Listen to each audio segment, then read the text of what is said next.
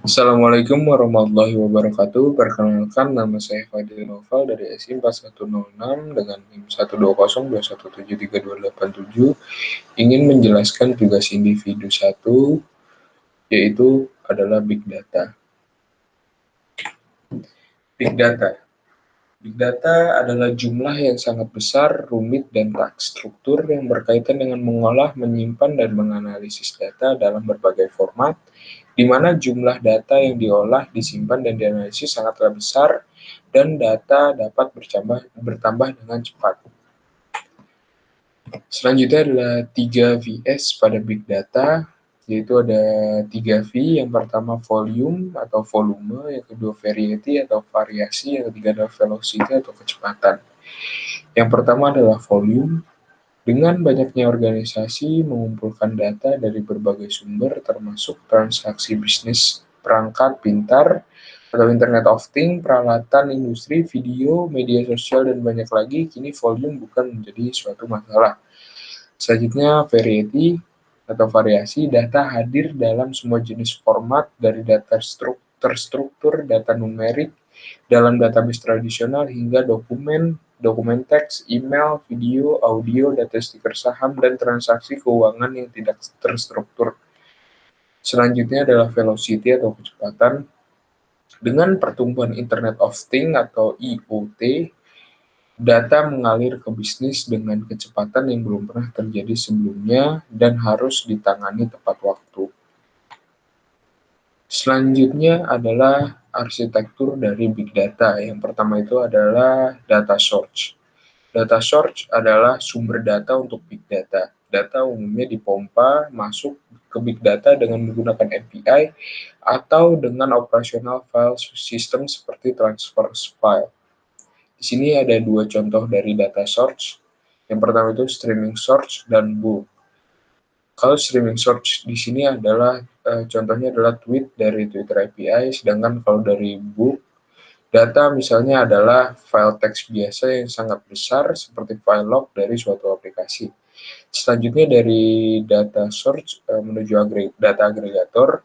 Data agregator di sini adalah tool atau software yang mengumpulkan dan menyalurkan data dari sumber ke beberapa jenis pengolahan data di Big Data. Selanjutnya dari data agregator ini bisa menjadi 2. Yang pertama itu ada real streaming process, adalah salah satu sistem pengolahan Big Data yang umum ditemukan. Fungsinya adalah untuk menganalisis data yang bersifat real time dan streaming. Selanjutnya adalah Hadoop. Di sini yang saya maksud adalah HDFS. Di sini Hadoop lebih ditekankan sebagai tempat penyimpanan data yang sangat besar. Hadoop menjadi tempat semua data sehingga bisa dianalisis oleh berbagai tools untuk berbagai kepentingan, sehingga bisa didapat hasil yang cukup detail dan bisa memenuhi kebutuhan dari user. Selanjutnya dari Hadoop menuju ke no real-time processor dan no real-time processor.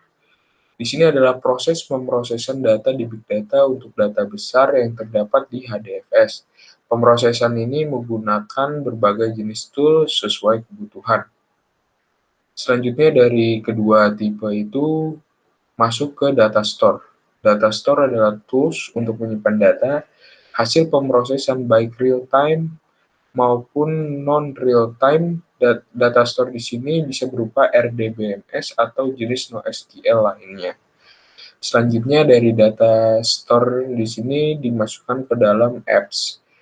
Apps adalah aplikasi yang berinteraksi langsung dengan user.